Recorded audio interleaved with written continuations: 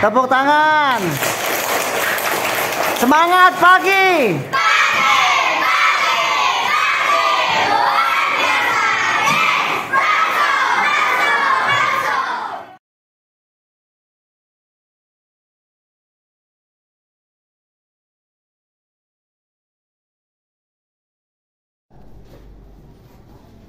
Bismillahirrahmanirrahim. Assalamualaikum warahmatullahi wabarakatuh.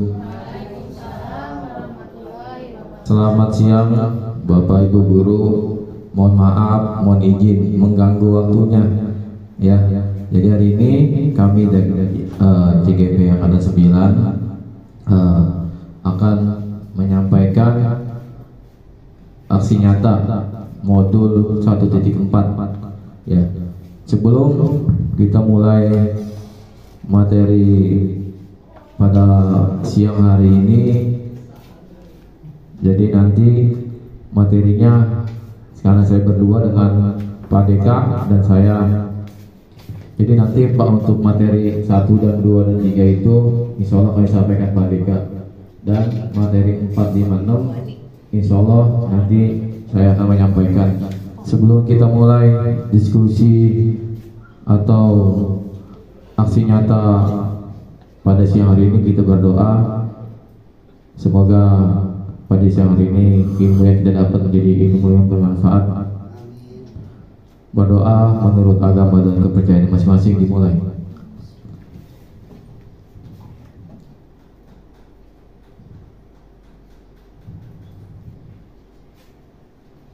Berdoa selesai, jadi kita langsung aja. Kita acara pertama itu yang akan disampaikan oleh Pak Deka. Padanya kami persilakan. Terima kasih untuk rekan saya Pak Anies. Alhamdulillah pada saat ini kita berjumpa di kantor yang kita cintai ini untuk berbagi budaya positif kepada rekan-rekan semua. Mohon maaf, saya bukan menggurui, namun ini adalah berbagi untuk budaya positif dengan sesuai dengan kinerja kita sebagai guru untuk menuntun anak-anak di kelas.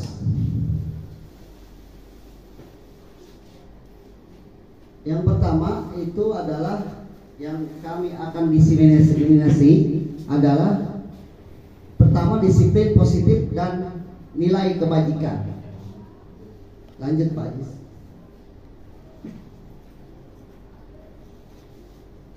Mengingat kembali masa sekolah dulu, apa yang terpikir saat mendengar kata disiplin?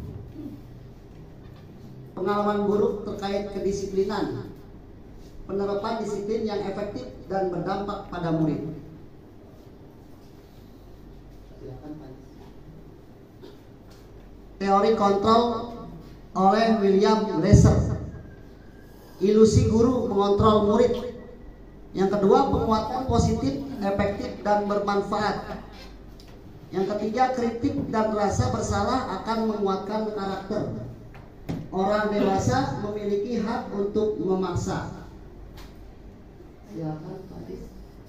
Makna disiplin. Pertanggungjawaban berupa hak atau kewajiban dari seseorang yang memegang kekuasaan atau pimpinan. Adapun artinya, tak lain ialah orang tadi harus mempertanggungjawabkan dirinya serta tertibnya laku diri dari segala hak dan kewajiban. Menurut Ki Hajar Dewantara. Ki Hajar Dewantara, tujuan pendidikan adalah menciptakan anak-anak yang memiliki disiplin diri sehingga mereka bisa berperilaku dengan mengacu pada nilai-nilai kebajikan universal dan memiliki motivasi intrinsik, bukan ekstrinsik. Mengacu pada karakter profil pelajar Pancasila yang kita ketahui, yaitu pertama beriman, bertakwa kepada Tuhan yang Maha Esa dan berakhlak mulia. Yang kedua mandiri, yang ketiga bernalar kritis, yang keempat berkebinekaan global, yang kelima bergotong royong, dan yang terakhir kreatif. Teori motivasi Yanni Gosen. Motivasi ini terbagi tiga, ya. Yang pertama untuk menghindari hukuman, Yang kedua untuk mendapat imbalan atau penghargaan. Yang ketiga menghargai diri sendiri dengan nilai-nilai yang kita percayai, yang kita tahu tadi yang ada 6 profil tadi dari Pancasila.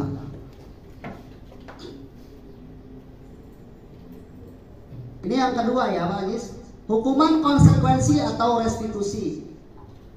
Nah di sini kita lihat yang pertama adalah identitas gagal. Yang kedua adalah konsekuensi. Yang ketiga adalah restitusi. Dari ketiga tadi yang kita lihat tadi motivasi itu adalah yang pertama takut hukuman, yang kedua penghargaan, yang ketiga kesadaran diri. Nah di sini identitas gagal, identitas sukses. Kalau kita melihat identitas gagal ini adalah bersifat hukuman. Kalau identitas sukses di sini kita lihat adanya disiplin, konsekuensi atau restitusi. Kita buka bersama. Yang pertama hukuman. Berperilaku pasif agresif meningkat. Sistem tidak akan berjalan bila murid tidak takut. Berlakunya hanya pada sebuah institusi, tidak berkelanjutan pada kehidupan nyata. Jadi cuma di sekolah aja, di luar dia bebas. Peraturannya adalah kamu harus. Murid atau anak membenci peraturan. Jadi tidak punya kesadaran, tapi karena takut dihukum. Yang kedua konsekuensi. Konsekuensi ini adalah beda dari hukuman. Konsekuensi ini adalah terciptanya suatu keadaan yang menjadikan kita ini menjadi seorang guru di kelas sebagai leader, manajer. Jadi konsekuensi ini lahir atas kesepakatan kelas. Penguatan hanya bertahan dalam jangka waktu pendek, memerlukan monitoring dan supervisi terus-menerus dari guru, membantu penerapan, mengikuti peraturan dalam masyarakat. Apa peraturannya? Mampukah kamu melakukannya? Terima kasih. Murid atau anak menghormati peraturan. Jadi cenderung kalau kita memberikan konsekuensi kepada anak dan bukan hukuman, insya Allah mereka taat kepada peraturan sekolah kita. Yang ketiga, restitusi. Pertama, masalah terpecahkan. Yang kedua, murid belajar bertanggung jawab untuk perilakunya. Fokus pada pemecahan masalah dalam jangka waktu panjang. Apa yang kamu yakini? Apa yang kamu bisa lakukan untuk perbaiki masalah ini? Kita tanya balik kepada siswa. Itu yang dinamakan contoh restitusi. Jadi kita menanyakan kepada murid, misalkan apa yang kamu yakini di keyakinan kelas kita, di kesepakatan kelas kita. Apakah kamu sudah bisa melaksanakan kesepakatan kelas kita? Apakah kamu bisa memperbaiki masalah ini? Nah, itulah restitusi. Murid atau anak menghormati dirinya dan orang lain. Cenderung kalau kita menggunakan restitusi, murid atau anak menghormati dirinya dan orang lain. Selanjutnya Pak. Yang ketiga apa keempat? Ketiga, keyakinan kelas. Keyakinan kelas adalah metode untuk menimbulkan kembali disiplin positif, didasari oleh motivasi dari dalam diri. Keyakinan kelas dibentuk secara bersama-sama dari elemen sekolah, elemen kelas. Maka dari itu sudah menjadi tanggung jawab para siswa untuk menaati tanpa adanya paksaan, karena memang keyakinan kelas itu diciptakan oleh mereka sendiri. Jadi tidak ada paksaan, jadi tidak ada unsur paksaan dari guru untuk mentaati peraturan yang ada di sekolah maupun di kelas. Langkah-langkah pelaksanaan adalah sebagai berikut. Yang pertama, melaksanakan sosialisasi melalui paparan singkat terkait keyakinan kelas kepada peserta didik. Jadi kita pertama, ya anak-anak, apa sih yang menjadi impian kelas kamu ini? Tuangkan pertanyaan itu kepada anak. Apa yang menjadi impian kamu saat kamu belajar di kelas? Nah itu seperti itu. Nomor 2, menyusun keyakinan kelas beserta peserta didik. Jadi menyusun, yang pertama misalkan apa, si A, ya kamu membuat keyakinan kelas kamu apa yang kamu mau. Yang ketiga, peserta didik membuat poster keyakinan kelas secara berkelompok. Bisa membuat poster, misalkan 5S, misalkan ada posternya gitu ya, Bapak Ibu. Yang keempat, menempati keyakinan kelas di tempat yang mudah dilihat. Jadi bisa ditempel dan ada tanda tangan mereka dengan kesepakatan kelas itu. Contoh kalimat keyakinan kelas, kalimat negatif. Jangan berlari di kelas atau di koridor. Ini kalimat negatif, contohnya. Jangan berlari di kelas atau koridor. Misalkan nih ada anak yang keyakinan kelasnya jangan berlari di kelas koridor. Misalkan ada yang menuangkan ini. Nah, kita sebagai guru memberikan suatu perbaikan dari kalimatnya itu. Misalkan kalimat positifnya, berjalanlah di kelas atau koridor. Jadi jangan ada kata jangannya. Jangan ada kata jangan. Ya. Ini kalimat negatif. Kalimat positifnya, berjalanlah di kelas atau koridor. Selanjutnya. Yang ini adalah materi yang keempat akan dibawakan oleh rekan saya, Pak Ajis, silakan. Terima kasih. Mohon izin Bapak Ibu, mohon maaf bukan menggurui, tapi sedikit berbagi pengalaman, pengetahuan selama saya JGP. Sebenarnya dari sekian modul ini nih yang menarik, karena sedikit pas dapat dibuka materinya agak berlawanan sama hati terutama. Nyata kita masih berada di level 1 sampai 4, belum ada di level manajer. Tapi ini kita perlu diskusi juga nanti Bapak Ibu ya. Ditambah tadi pengalaman kejadian Arifki. Nanti nyambung nih Bu, nanti nyambung nih. Benar, nanti kita masuk. Jadi di modul ini yang pertama yaitu tentang kebutuhan dasar. Jadi kita harus tahu kebutuhan dasar manusia. Yang pertama kan seluruh tindakan manusia itu pasti punya tujuan, sasaran, target. Itu pasti kita sebagai manusia harus punya itu ya. Tindakan kita pasti ada tujuannya. Contoh kita ke sekolah, anak-anak ke sekolah pasti tujuan belajar. Kita ke sekolah tujuannya mendidik. Nah itu pasti ada tujuan. Kemudian masuk pada tahapan ada 5. Yang pertama itu bertahan hidup. Lanjut. Nah ini kebutuhan untuk bertahan hidup, survival. Ini menurut si Dr. William Glasser apa Glasser Bu ini Pak? Bahasa Inggrisnya tuh. Glosoran. Glasser. Ya Glasser. Ya apa aja dah. Nah jadi yang pertama kebutuhan untuk bertahan hidup. Contohnya mungkin contoh kecilnya kalau lapar makan itu. Kemudian kasih sayang dan rasa diterima. Yang ketiga apa bahasa Inggrisnya itu? Love and belonging apa? Belonging ya. Itu dah. Yang ketiga kebebasan. Nah kalau ini saya tahu bahasa Inggrisnya. Emang pakai tanda tahu nih, freedom. Jadi bebas. Kebebasan. Yang keempat kesenangan. Dan yang kelima penguasaan. Sebenarnya tampil dikit kayak. Nah, ini keterangannya nih. Sebentar Bu. Bikin tadi kayak. Nah ini keterangannya Bapak Ibu. Yang pertama nih Kak.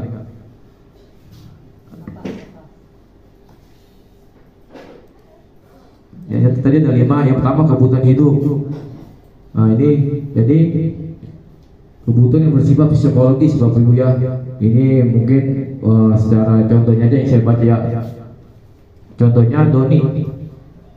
Dalam kasus Doni di atas, apabila jawaban Doni ketika ditanya oleh Ibu Ambar adalah karena ia lapar dan orang tuanya tidak membawa makanan. Jadi si Doni ini kasus di sekolahnya dia ngambil makanan temennya mulu. Nah itu mereka. Karena ingin bertahan hidup. Jadi pas ditanya gurunya karena dia lapar. Nah itu termasuk dalam kategori murid yang mempunyai bertahan hidup. Yang kedua, kasih sayang. Nah, ini kategori kedua, kasih sayang dan rasa yang diterima. Kebutuhan ini dan 3 kebutuhan berikutnya adalah kebutuhan psikologis. Kebutuhan ini disayangi dan diterima, meliputi kebutuhan hubungan koneksi sosial. Kebutuhan ini juga meliputi keinginan untuk tetap terhubung dengan orang lain, seperti teman, keluarga, pasangan hidup, dan teman kerja. Anak-anak yang memiliki kebutuhan dasar kasih sayang ini dan rasa diterima yang tinggi biasanya ingin disukai dan diterima oleh lingkungannya. Mereka juga akrab dengan orang tuanya. Kasusnya mereka. Terus.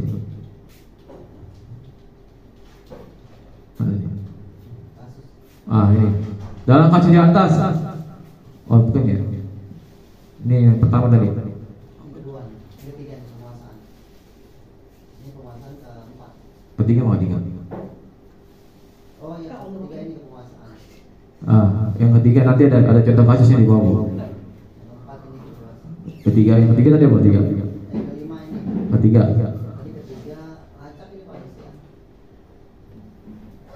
Ketiga itu kebebasan. Merasa ingin diterima. Nah, merasa ingin diterima mereka. Iya. Terus mereka. 2 penguasaan. Ini penguasaan nih. Penguasaan udah. Nah, yang kelima itu kebutuhan dasar manusia itu pada tahap penguasaan. Nah, kalau khusus contoh ini di kelas 2 ada Bu. Ada tipikal anak yang kebutuhannya ini nih. Di kelas 2 itu Pawamar kelasnya. Iya, si Rehan. Itu luar biasa. Kemampuan dari saya nanya Pawamar itu, saya sering juga. Jadi ada 2 di kelas itu, ada 2 yang dominan. Si Rehan sama si Bayati kalau nggak salah. Nah, si Rehan ini dominan. Jadi dia merasa kemampuannya di atas rata-rata, Bu ya. Jadi ketika temannya salah, dia langsung marah-marah tuh. Di olahraga terutama. Di olahraga kalau satu kelompok ada yang salah tim dia pasti marah-marah. Nah, berarti dia kategori penguasaan ini, Bu. Itu pasti dia marah-marah. Sampai temannya takut. Pak, saya nggak mau temannya Rehan, Pak. Saya dimarahin mulu sampai nangis. Nah, itu kasus nyata kemarin saya nyari-nyari kebutuhan dasar manusia. Terus lagi balik kebebasan. Nah, nanti ini Arifki di kategori mana nih Bapak ini? Nanti kita di sini nih. Kebebasan, kebutuhan akan kemandirian otonomi, memiliki pilihan dan kemampuan mengendalikan arah hidup seseorang. Anak dengan kebutuhan kebebasan tinggi menginginkan pilihan. Mereka perlu banyak bergerak, suka mencoba-coba dan tidak terlalu pengaruh orang lain, senang mencoba hal baru. Bila jawaban Doni dalam kasus di atas adalah merasa bosan dengan bekal makanan dari dan yang dibawakan oleh ibunya, makanya dia ngambil makanan temennya. Nah, kesenangan. Ya, kesenangan. Yang kelima kalau nggak salah nih. Kebutuhan dasar manusia yaitu kesenangan. Oh, ini pasti nih. Ini perlu ini. Ya. Jadi kebutuhannya yang kesenangan yaitu mencari kesenangan, bermain dan tertawa. Bayangkan hidup tanpa kenikmatan apapun betapa menyedihkan ini ya. Kemudian contohnya anak-anak dengan kebutuhan dasar kesenangan yang tinggi biasanya ingin menikmati apa yang dilakukan. Mereka juga berkonsentrasi tinggi saat mengerjakan hal yang disenangi nih. Mereka suka permainan, suka mengoleksi barang, suka bergurau, suka melucu, dan suka menggemaskan. Suka bertingkah laku buruk. Nah, masuk nggak nih? Kalau kategori si Arifin tadi termasuk nggak nih Bu? Mencari kesenangan. Jadi keterangannya dia nih, anak yang kebutuhan dasar kesenangan yang tinggi biasanya ingin menikmati apa yang dilakuin. Ya bola orang diambil, yang penting dia nikmat. Kan gitu tuh kadang kalau olahraga Bu. Itu lagi lari hula hoopnya diambil, dia main sendiri tanpa memikirkan temannya. Itu terus sering bertingkah laku buruk nih. Nah, mungkin Arifnya termasuk tuh mencari kebutuhannya kesenangan. Lanjut Merdeka. Nah, nanti kita dari kebutuhan ini kita bisa nyari setelah mengetahui kebutuhan 5 dasar ini kita bisa mencari solusi yaitu di modul 1.4.A45 ya. Lanjut Merdeka. Nah ini penting juga nih. Ini nih kemarin saya masih kesentil juga di sini nih, kayak disentil pas dapat materi nih. Waduh, belum, ternyata masih jauh nih ya. Nah kita masuk ke ya. Jadi di poin 5 posisi kontrol ini itu ada 5 posisi kita sebagai guru di modul ini Bapak Ibu ya, bukan kata saya nih, kata modul ini nih. Jadi yang pertama itu guru sebagai penghukum. Yang kedua, posisi guru sebagai membuat perasaan bersalah. Nanti realnya kita lihat videonya Bu. Nanti video penanganannya, bentuk menghukum gimana sih, bentuk ini nanti kita lihat, ada cuplikan videonya. Kemudian posisi membuat merasa bersalah peserta didik. Yang ketiga, posisi teman. Nah ini nih sebagai teman. Nanti lihat videonya mereka. Posisi pemantau, dan yang kelima itu posisi manajer. Nah, di sini kita dituntut Bapak Ibu, apalagi nih saya mereka dituntut manajer. Waduh, itu apa ya, luar biasa menantang juga. Apalagi pas kemarin praktek jadi manajer itu bertentangan sama sikap kita biasanya. Kamu nih, nah, itu nggak boleh tuh. Nanti kita lihat videonya. Langsung aja videonya.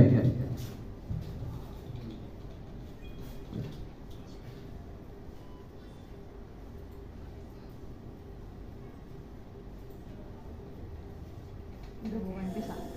Belum. Pada semangat aksinya apa nih kayaknya? Mau dipakai.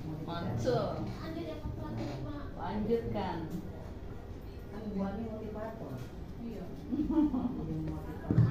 Iya kan, Bu, main udah dapat berapa? 1, 2. Penerapan disiplin. Seneng kan kalau Salah satu dapat. program yang dikembangkan adalah 5 posisi kontrol. Ini dia lagi saya. 5 posisi kontrol dalam restitusi adalah proses perjalanan seorang pendidik agar dapat mengenali dirinya. Pada video kali ini, kita akan membahas tentang 5 posisi kontrol yang dikembangkan oleh contoh penerapannya.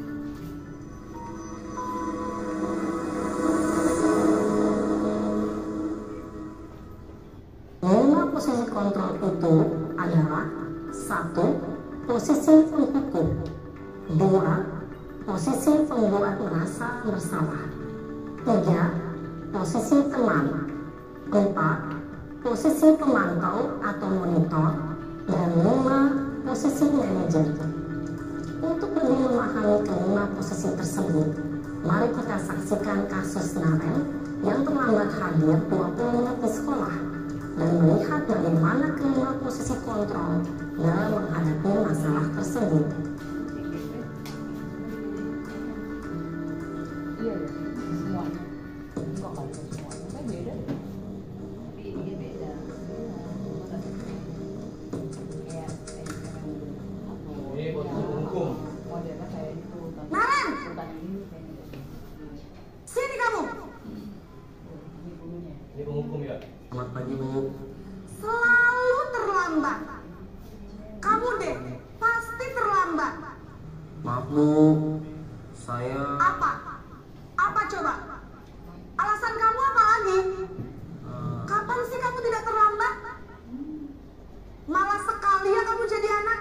saya Dasar pemalas. Gak kapok-kapok sih kamu. Sudah berapa kali terlambat? Sana, kamu keliling lapangan basket 2 kali. kenapa saya harus ke lapangan basket Bu? Kenapa? Kamu melawan ibu? Berani-beraninya jawab. Sudah terlambat, masih berani jawab pula. Sekarang, keliling lapangan basket 5 kali sekalian. Biar kapok. Cepat. Pergi sana ke lapangan tertutur biasanya berbicara dengan nada tinggi, menghardik, menunjuk-nunjuk, menyakiti, dan menyindir. Hukuman bisa berupa fisik maupun psikis.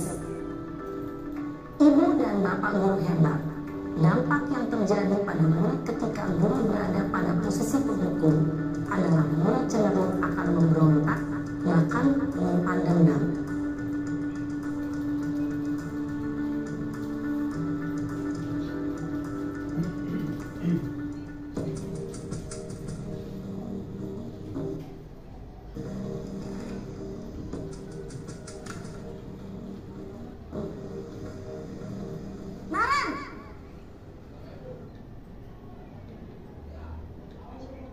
Selamat pagi, Bu. Naren, kamu kenapa terlambat lagi, nak? Ya Tuhan, Naren, kamu senang ya bikin ibu susah ya? Kalau kamu terlambat lagi, nanti ibu yang ditegur bapak kepala sekolah, nak. Disangka ibu tidak bisa membina kamu. Duh, gimana ini? Maaf, Bu. Duh, Gusti Naren, kamu suka ya kalau ibu ditegur bapak kepala sekolah? Terus, sekarang ibu harus tulis apa ini di buku absen? Ini kamu sudah sering terlambat loh. Ibu harus apa coba? Maaf, Bu. Maaf sekali. Ya sudah, lain kali jangan bikin ibu susah lagi anak ya.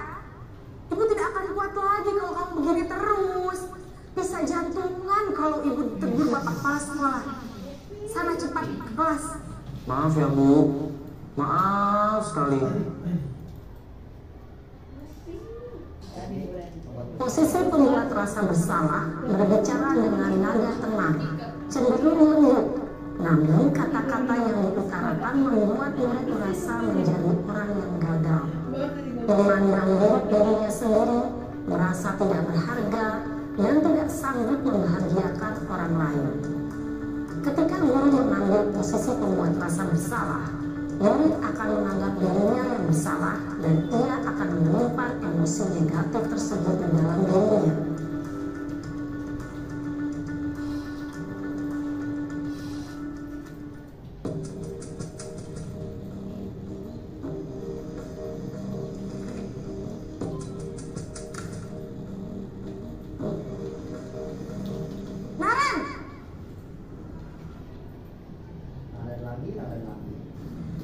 Selamat pagi, Bu. Wah, sudah jam berapa ini, nak? Terlambat lagi ya, sayang. Iya, Bu. Habis ibu saya lupa bangunkan saya, Bu. Kamu malah menyalahkan ibu kamu. Kamu bukannya anak yang larinya paling kencang. Kok terlambat sih? Iya, Bu. Saya memang terlambat bangun tadi. Jadi, biarpun saya lari kencang, tetap gak kekejar, Bu. Ya sudah sana. Nanti lain kali larinya lebih kencang lagi ya. Biar gak terlambat lagi. Bikin seneng ibu. Demi ibu. Bisa kan? Bisa lah, Bu. Ya sudah sana masuk kelas. Ibu beresin urusan absen kamu. Kamu ini ada-ada saja. Dalam posisi teman, guru berbicara dengan nada suara ramah, akrab, cenderung bersenda guru untuk menjaga suasana tetap santai. Murid akan merasa senang, aman, dan akrab dengan guru. Identitas yang tercipta adalah identitas sukses atau berhasil.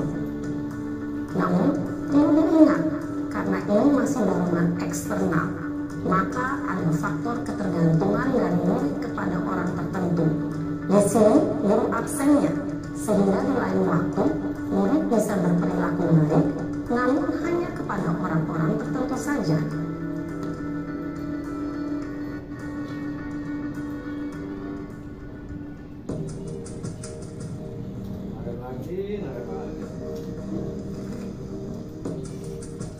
Kontrol, mantap. Naren!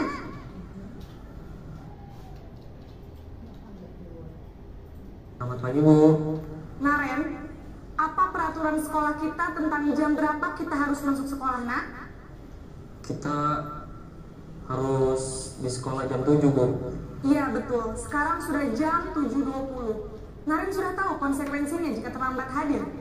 Paham, Bu. Saya harus tinggal kelas pas jam istirahat selama 20 menit. Iya benar, konsekuensinya demikian. Jadi nanti jam 9.30 pas istirahat, kamu harus tinggal di kelas, kerjakan tugas tambahan untuk ketertinggalan kamu, ya? Baik, Bu. Posisi pemantau mengandalkan penghitungan atau data untuk mengontrol murid. Guru mengarahkan murid berdasarkan peraturan dan konsekuensi. Seorang pemantau menunjukkan bahasa tubuh dan ekspresi wajah yang datar dan cenderung formal.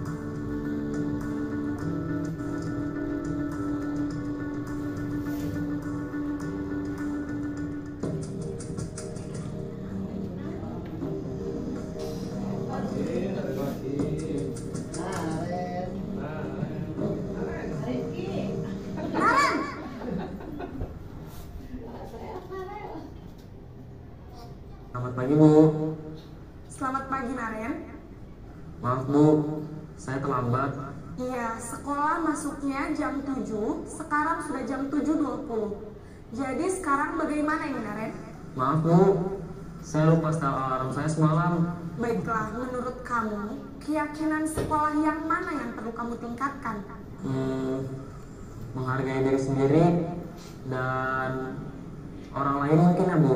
Setuju. Jadi, apakah Naren meyakini prinsip saling menghormati tersebut? Iya, Bu. Saya meyakininya. Apakah Naren bersedia memperbaiki masalah keterlambatan ini? Bersedia, Bu. Bagaimana kamu akan perbaiki masalah keterlambatan ini? Saya akan coba untuk tidak lupa menyetel alarm saya, Bu. Baik, kalau Naren lupa menyetel alarm di rumah, ada orang yang kira-kira bisa bantu mengingatkan tidak? Ada, Bu. Kakak saya, Kak Emma. Ada lagi selain Kak Emma? Selain Kak Emma, ada ibu saya. Baik, jadi yang mengingatkan Naren adalah Kak Emma dan ibu kamu, ya? Kira-kira akan mulai setel alarm kapan nih, Naren? Setelah pulang sekolah, akan segera saya lakukan. Baik, jadi Naren akan setel alarm untuk bangun besok pagi dan akan diingatkan oleh kakak dan ibunda Naren, ya? Ada lagi yang mungkin perlu dilakukan, Naren? Agar tidak terlambat bangun lagi. Tidak ada, Bu. Baik, Naren. Terima kasih untuk kerjasama kamu. Sekarang kamu perlu kembali ke kelas untuk belajar. Baik, Bu. Terima kasih. Posisi manajer. Nah itu posisi kontrol guru kita ada di mana itu masing-masing. Oh saya waktu mau 4 kayaknya, 5 kayaknya belum kuat saya itu. Masih belum sabar itu. Jadi itu posisi kontrol. Jadi memang intinya nggak boleh ini ya Bu ya. Apa agak keras gitu ya kesannya. Nah ini makanya kemarin saya bilang wah agak kesentil di sini nih. Nah sekarang, setelah kita mengetahui posisi 5 kontrol tadi, nah ini kita dikasih di modul terakhir nih, materi terakhir itu di segitiga restitusi. Jadi restitusi itu memperbaiki sikap siswa yang bersalah. Di sini ada 3 tahapan Bapak Ibu. Yang pertama itu menstabilkan identitas murid yang melakukan kesalahan. Yang kedua, validasi tindakan yang salah. Nanti kita lihat videonya cara penanganan segitiga restitusi. Yang ketiga, menanyakan keyakinan. Lanjut mereka. Oh, thank you. Kita lihat videonya aja Bapak Ibu ya. Udah cepet.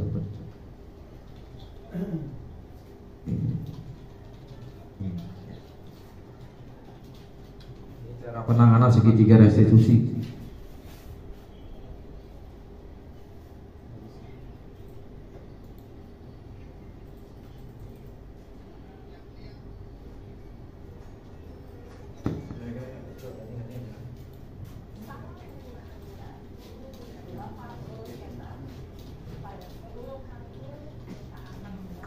Tentang salah satu program disiplin positif yang diterapkan TTM Bosen berlandaskan pada teori kontrol Dr. William Gleason. restitusi adalah suatu proses dialog yang dijalankan oleh guru atau orang tua agar dapat menghasilkan murid yang mandiri dan bertanggung jawab. Pada saat guru di posisi manajer, aspek yang dikembangkan pada murid adalah motivasi intrinsik, sehingga penanaman nilai-nilai kebajikan dapat tumbuh dan berkembang menjadi suatu kebiasaan positif yang akhirnya membentuk karakter murid. Proses dialog ini terdiri dari 3 langkah yang digambarkan pada ketiga sisi pada segitiga restitusi. Sisi pertama adalah menstabilkan identitas. Sisi yang kedua adalah validasi tindakan yang salah. Masa?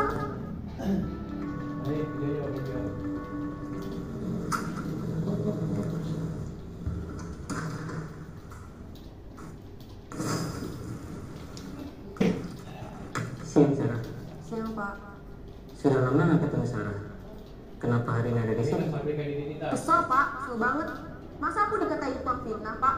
Ya aku marah lah. Aku balik katain Eka di depan kelas. Kesel banget. Oh, begitu. Ya pasti kamu marah dan kesal. Bapak juga akan marah apabila ada yang menuduh Bapak seperti itu. Kemudian, pada saat itu, kamu melakukan apa? Ya saya harus ngatain Eka lah, Pak. Kesel banget. Saya bentak-bentak dia depan teman-teman lain. Oh, begitu. Pasti kamu melakukan seperti itu karena suatu alasan tertentu, bukan? Iyalah, saya diam saja, Pak. Ya saya bela diri lah. Masa saya dituduh tukang fitnah? Ya wajar lah. Mempertahankan harga diri itu sesuatu yang penting buat kamu. Untung kamu tidak bertindak lebih gegabah lagi. Hanya membentak-bentak. Iya, Pak. Untung saya masih bersabar dan hanya membentak saja. Sudah gemes padahal. Saya pasti bela diri lah. Ya pasti ya. Tapi kamu memilih untuk tetap bertahan dan bersabar. Kamu memilih untuk tidak berbuat lebih parah lagi, bukan? Iya. Nah, sekarang coba kita lihat lagi tindakan kamu yang bentak-bentak Eka di kelas. Tindakan kamu itu kira-kira sesuai dengan keyakinan kelas atau prinsip kamu tidak? Enggak lah, Pak. Capek, Pak, jadi pemarah. Jadi keyakinan atau prinsip mana yang kurang sesuai dengan keinginan kamu? Ya, saya sebenarnya sangat menghargai orang lain. Mungkin saat itu saya menjadi emosi, jadi tidak menunjukkan sikap itu. Kamu meyakini tidak? Menghargai orang lain itu penting buat kamu? Yakinlah, Pak. Iya, setuju. Kita harus saling menghargai.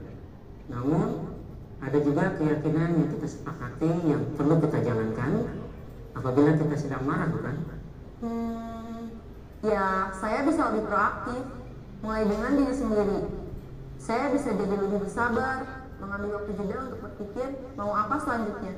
Kira-kira kamu bersedia memperbaiki masalah ini tidak? Bersedia, Pak. Kalau kamu memperbaiki masalah ini, kamu akan menjadi orang seperti apa? Saya akan menjadi orang yang bertanggung jawab kali ya, Pak. Dan senantiasa proaktif. Iya. Menurut kamu, bagaimana rasanya menjadi orang seperti itu? Ya nyaman lah, bangga bisa bersabar dan menahan diri. Baiklah kalau begitu. Yuk kita pikirkan bagaimana memperbaiki masalah ini.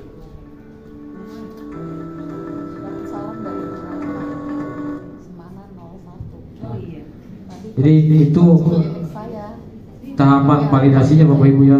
Jadi sebenarnya poin intinya di modul ini, poin intinya bagaimana menumbuhkan keyakinan intrinsiknya. Jadi dia melakukan sesuatu itu udah bukan lagi sholat, tapi dia melakukan sendiri. Sebenarnya intinya itu cuma prosesnya tadi dengan budaya positif, keyakinan kelas. Jadi langkah-langkahnya bagaimana menumbuhkan sikap tanggung jawab pada diri dia sendiri tanpa ada paksaan lagi. Nah ini memang butuh proses luar biasa ini.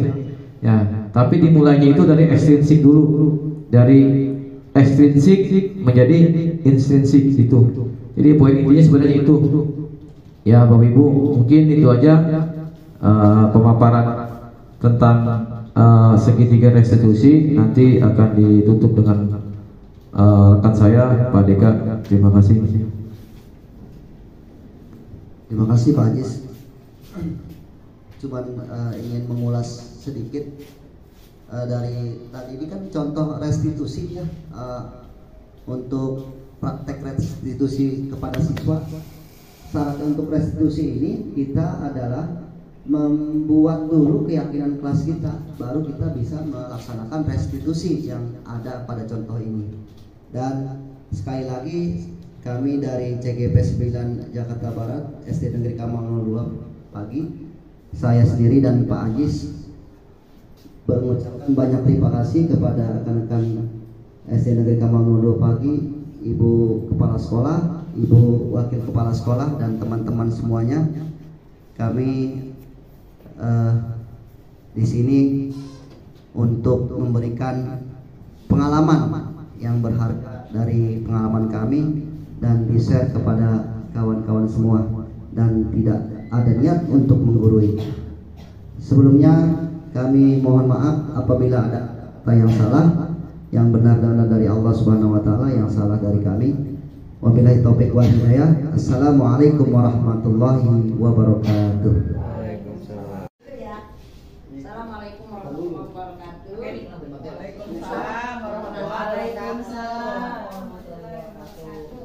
Di sini saya akan menanggapi paparan yang sudah disampaikan oleh dua CGP kita, yaitu Pak Abdul Aziz dan Pak Deka, mengenai positif budaya positif berbagi bersama budaya dan amal juga, yaitu tadi kan mengenai hukuman ya, memang kayaknya sulit bagi kita itu untuk mengikuti yang di situ, apalagi kalau menghadapi seperti Arifki, Farel, pokoknya banyak lah di kita.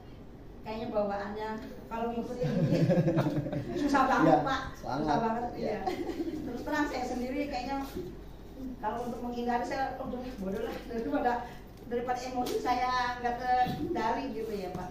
Memang sih sebenarnya harusnya kita seperti itu, seperti yang dijelaskan tadi ya. Mudah-mudahan setelah ini kita semua bisa lah ya secara perlahan, walaupun nggak seutuhnya atau secara bagaimana gitu ya, mungkin sedikit-sedikit kita bisa menerapkan ya.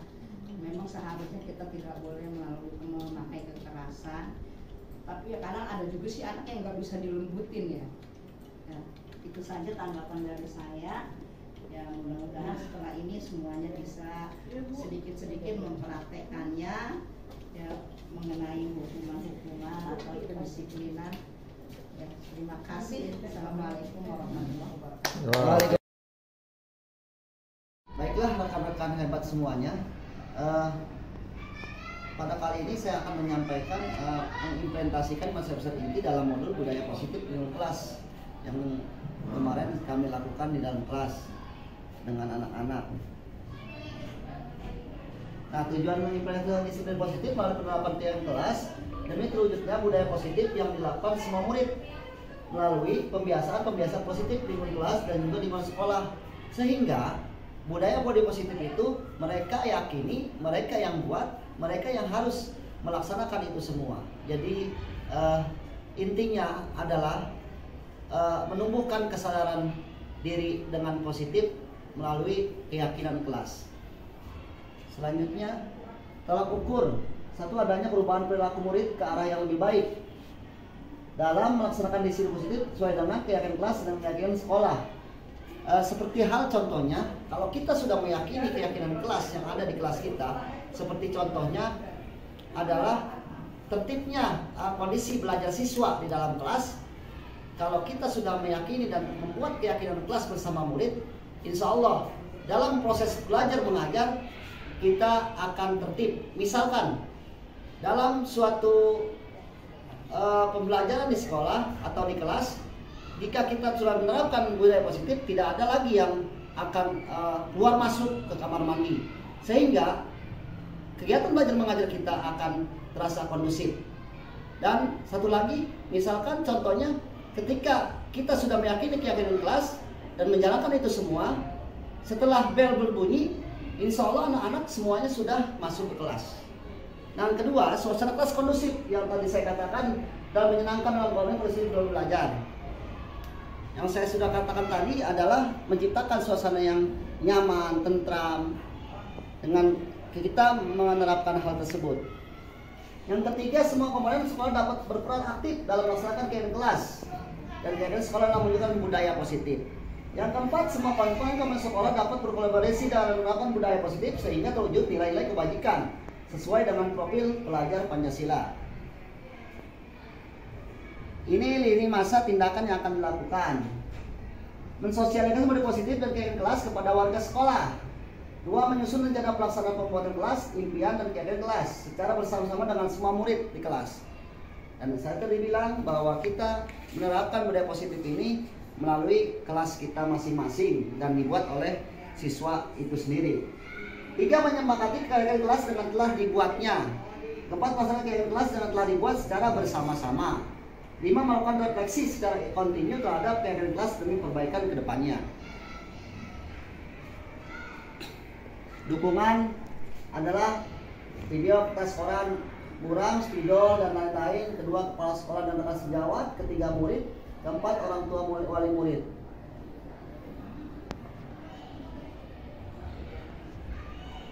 Lima, dokumentasi kegiatan membuat kelas impian, kesempatan kelas dan keyakinan kelas. Yang G, hasil dari aksi nyata.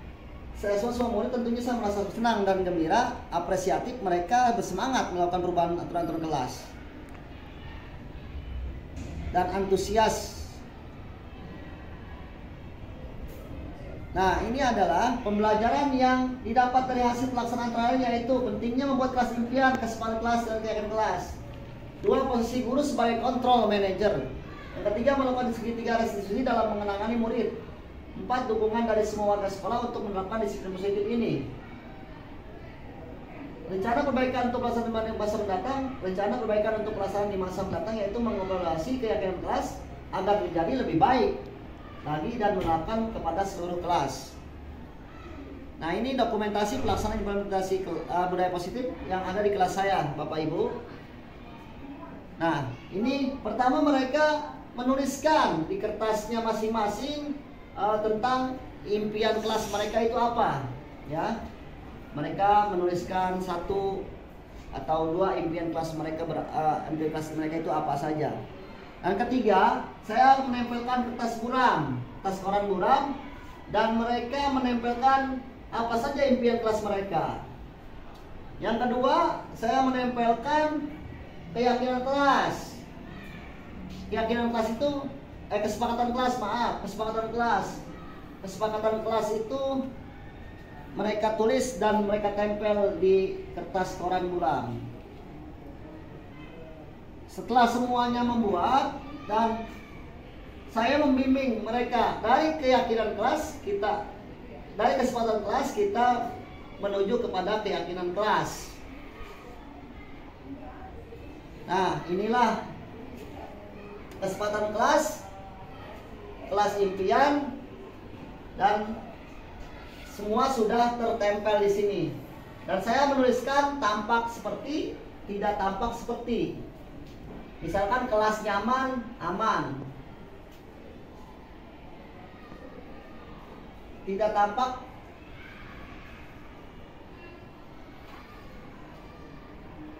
oh iya, tidak tampak ini adalah gaduh, ribut. Yang tampak, yang harus kita tampakkan, kelas rapi, indah. Tidak tampaknya kotor, acak-acakan, semeraut. Nah, dan seterusnya. Nah, inilah terakhir tampak seperti dan tidak tampak seperti. Yang ini harus kita lakukan, yang ini tidak kita harus lakukan. Nah, ini videonya, video ketika kami membuat keyakinan kelas. Suaranya nggak ada ya. Nah, kita lanjut aja, ini videonya dibacakan oleh anak. Nah, selanjutnya pemaparan berikutnya adalah pemaparan tentang segitiga restitusi oleh teman saya, rekan saya yang hebat, CGP 9 juga, yaitu Pak Ajis Dari itu kami persilahkan di pos dulu aja Pak. Setelah saya mendapatkan materi tentang budaya positif, saya melanjutkan kegiatannya itu pada aksi nyata. Yang pertama, saya melakukan kegiatan membuat keyakinan kelas mata pelajaran PJOK. Nah, keyakinan kelas adalah metode untuk menimbulkan kembali disiplin positif yang didasari oleh motivasi dalam diri sendiri. Jadi motivasi internal. Implementasi keyakinan kelas dilatar belakangi bahwa ditemukannya beberapa murid yang masih diingatkan untuk melakukan tindakan kebaikan kedisiplinan. Jadi ada beberapa murid yang masih selalu diingatkan atau disebut dengan motivasi ekstrinsik. Nah, kemudian latar belakang dibentuknya suatu keyakinan kelas ini adalah keinginan terciptanya budaya positif dan membentuk kesadaran internal dalam diri murid sesuai dengan profil pelajar Pancasila.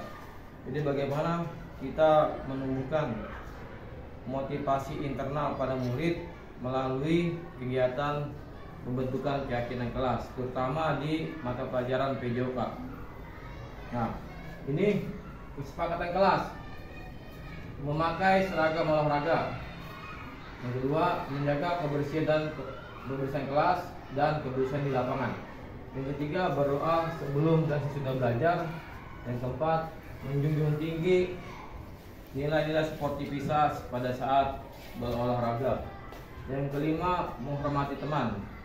Yang keenam, menyiapkan alat-alat olahraga sesuai dengan jadwal piketnya. Dan yang ketujuh, membawa air minum sendiri. Kemudian dari kesepakatan kelas muncullah keyakinan kelas, yaitu kerapihan. Yang kedua, kebersihan. Yang ketiga, tanggung jawab. Yang keempat, kedisiplinan. Yang kelima, menghargai. Yang keenam, tolong menolong. Dan yang ketujuh, religius. Nah, ini bentuk kegiatan dalam membuat keyakinan kelas mata pelajaran PJOK.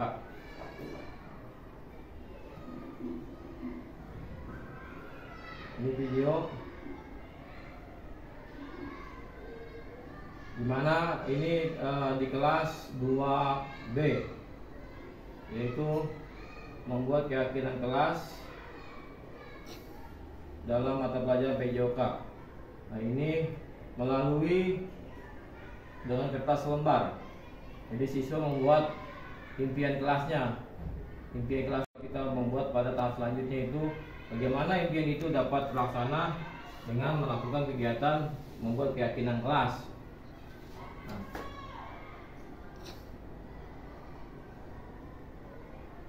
Nah, ini bentuk gambarnya. Kemudian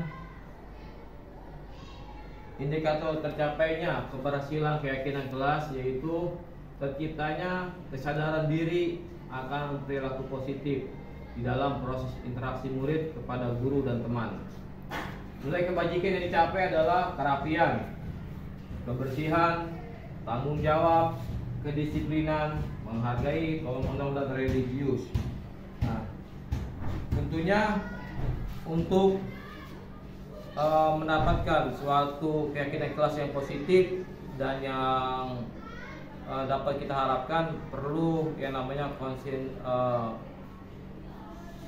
keistiqomahan atau terus-menerus konsisten. Jadi sesuatu yang konsisten akan mendapatkan berdampak positif kepada murid. Nah, kemudian dari kebiasaan itu akan tumbuh nilai motivasi intrinsik pada murid.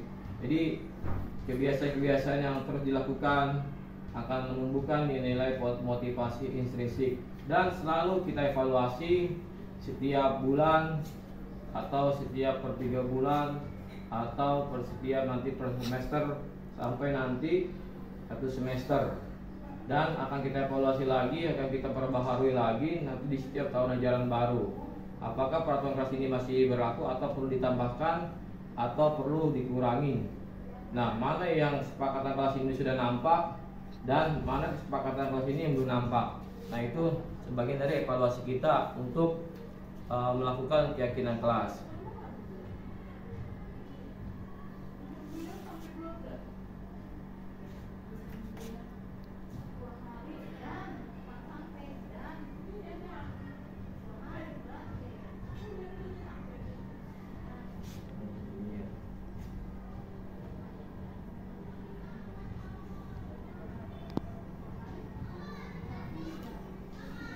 Nah, ini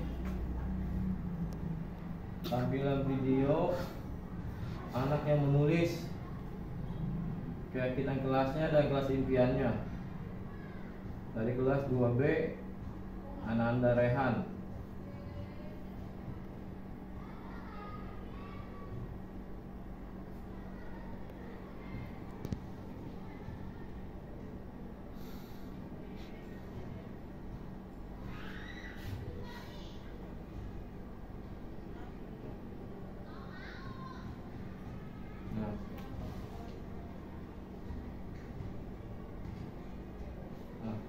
Jadi dia menunjukkan membaca keyakinan kelasnya. Sekian dari saya. Terima kasih. Assalamualaikum warahmatullahi wabarakatuh. Waalaikumsalam. Selanjutnya saya akan menampilkan tentang segitiga restitusi melalui aksi nyata.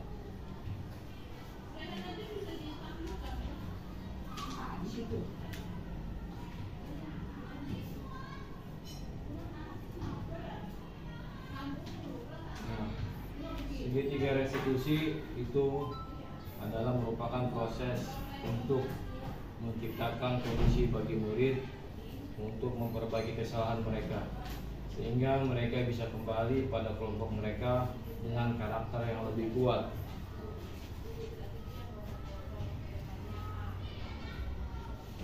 Nah, kemudian tahap-tahapan segitiga restitusi itu ada 3. Yang pertama itu ada validasi kebutuhan, yang kedua menstabilkan identitas, dan yang ketiga menanyakan keyakinan. Nah, setiap orang pasti memiliki pernah melakukan suatu kesalahan. Jadi kesalahan itu adalah sebagai dari pembelajaran. Kemudian tahap validasi adalah dengan cara yang lebih efektif untuk mendapatkan apa yang kamu butuhkan. Kamu tentunya akan mengetahui penyebab murid itu melakukan suatu perbuatan yang salah. Kemudian setelah itu tahap pada menanyakan keyakinan. Setelah kita memvalidasi, kita menanyakan nilai-nilai apa yang telah kamu sepakati. Kemudian lanjut. Nah, ini tahap-tahapannya. Yang pertama, kesalahan adalah hal yang wajar dalam suatu pembelajaran. Yang kedua, mengubah identitas anak dari yang gagal karena melakukan kesalahan menjadi orang yang sukses. Kemudian tahap selanjutnya yaitu tahap validasi tindakan yang perlu anak salah merupakan pemenuhan kebutuhan dari dasar yang tidak terpenuhi. Kita kembali kepada kebutuhan dasar manusia itu ada 5. Nah, di antara perilaku murid kita yang melakukan kesalahan mungkin belum terpenuhinya kebutuhan yang 5 itu, sehingga dia melakukan kesalahan. Kemudian mengubah pandangan dari teori, stimulus, respon ke cara berpikir proaktif. Nah, tahap yang ketiga itu menanyakan keyakinan.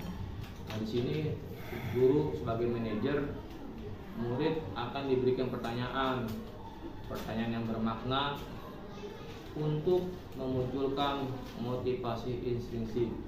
Karena di modul 1.4 ini sebenarnya benang merahnya itu adalah bagaimana kita sebagai guru menumbuhkan motivasi intrinsik. Dari ekstrinsik menjadi instruksi. Itu tugasnya sebenarnya. Nah, makanya diadakan di modul 1.4 ini keyakinan kelas, budaya positif, kemudian kita dapat mengetahui kebutuhan manusia. Nah, sampai pada metode segitiga eksekusi. Kemudian, nah ini contoh skenario penyelesaian masalah yang saya lakukan dengan menggunakan segitiga eksekusi. Silakan diperhatikan Bapak Ibu guru. Contoh kasus yang pertama yaitu salah paham pada saat kegiatan ekstrakurikuler futsal. Jadi pada saat kegiatan ekstrakurikuler futsal, jadi kesalahan atau terjadi pertengkaran antara Al Jamri dan Wildan. Jadi pada saat istirahat setelah materi, Al Jamri melakukan lemparan bola dan tidak sengaja mengenai Wildan, sehingga membuat Wildan marah dan emosi sehingga mencaci maki Al Jamri. Itu kasus permasalahannya. Nah, ini bentuk penyelesaiannya. Nah, pada tahap ini saya melakukan tahap yang pertama, yaitu pada saat menampilkan identitas. Nah, setelah saya menampilkan identitas, saya menanyakan apa, ceritakan kronologi kejadiannya. Kemudian setelah itu saya masuk pada tahap validasi, menanyakan kepada Wildan, tingkah laku apa yang kamu lakukan pada saat kamu terkena bola oleh Al Jamri. Nah, sini Wildan menjelaskan. Nah, tahap yang terakhir yaitu tahap keyakinan. Nah, di sini saya menanyakan keyakinan kepada Wildan tentang dia mengakui kesalahannya ya karena emosi. Jadi selagi capek-capeknya melakukan fisik futsal, tiba-tiba terkena bola. Jadi dia akan melakukan memperbaiki kesalahan itu dengan yang pertama meminta maaf kepada Al Jamri, yang kedua akan melakukan kegiatan pemanasan dan Wildan sendiri yang akan memimpinnya. Itu keyakinan yang didapat dari kejadian tadi. Kemudian ini tahap yang kedua, validasi yang kedua yaitu tentang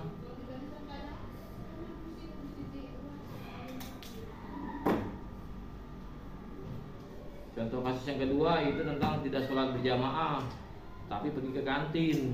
Nah, ini dilakukan oleh murid kelas 6 yang bernama Amir.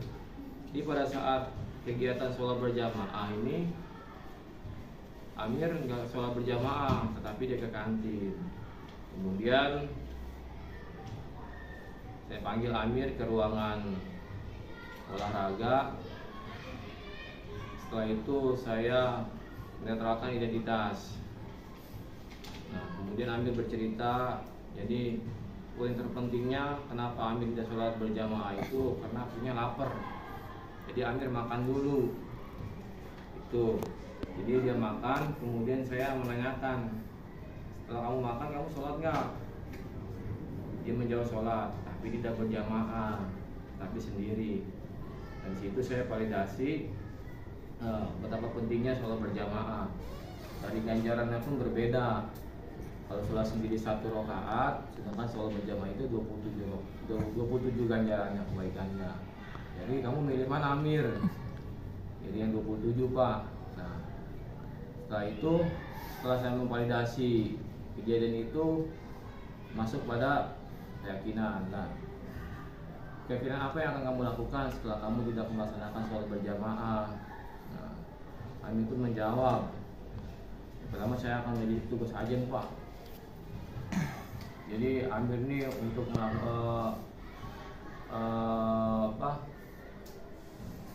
mengakui kesalahannya, dia akan menjadi petugas ajan. Jadi setiap waktu dulu dia akan ajan Pak. Nah itu yang kedua, dia akan selalu sebelum pada jam istirahat dia akan makan. Dan setelah waktu sholat zuhur dia akan tepat waktu. Jadi dia aja sampai dia yang akan melakukan iqomah. Itu, dan keyakinan yang kedua yang dia ingin lakukan adalah mengajak teman-temannya untuk selalu melaksanakan sholat berjamaah. Nah, ini bentuk contoh segitiga restitusi yang saya lakukan dengan dua kasus yang berbeda. Semoga ini dapat menjadi langkah awal saya dalam mempraktikkan materi yang saya dapat, karena yang terpenting itu adalah pengaplikasiannya dalam kehidupan atau kenyataannya dalam pendidikan di sekolah. Terima kasih, lebih kurangnya mohon maaf. Assalamualaikum warahmatullahi wabarakatuh. Ya. Assalamualaikum warahmatullahi wabarakatuh. Waalaikumsalam warahmatullahi wabarakatuh. Di sini saya akan menanggapi paparan yang sudah disampaikan oleh dua CGP kita, yaitu Pak Abdul Aziz dan Pak Deka, mengenai tentang apa itu? Segitiga. Budaya positif. Budaya positif. Ya, budaya positif. Sesi berbagi bersama budaya dan sama juga, yaitu tadi kan mengenai hukuman ya. Memang kayaknya sulit bagi kita itu untuk mengikuti di situ. Apalagi kalau menghadapi seperti Arifki, Farel, pokoknya banyak lah di kita. Kayaknya bawaannya kalau ngikutin ini susah banget, Pak. Susah banget. Ya. Terus terang saya sendiri kayaknya kalau untuk menghindari saya untuk bodoh lah, daripada emosi saya nggak terkendali gitu ya, Pak. Memang sih sebenarnya harusnya kita seperti itu, seperti yang dijelaskan tadi ya. Mudah-mudahan setelah ini kita semua bisa lah ya secara perlahan, walaupun nggak seutuhnya atau secara bagaimana gitu ya, mungkin sedikit-sedikit kita bisa menerapkan ya. Memang seharusnya kita tidak boleh memakai kekerasan, tapi ya kadang ada juga sih anak yang nggak bisa dilembutin ya. Itu saja tanggapan dari saya. Ya, mudah-mudahan setelah ini semuanya bisa sedikit-sedikit mempraktekannya ya, mengenai hukuman-hukuman atau kedisiplinan ya. Terima kasih. Assalamualaikum warahmatullahi wabarakatuh.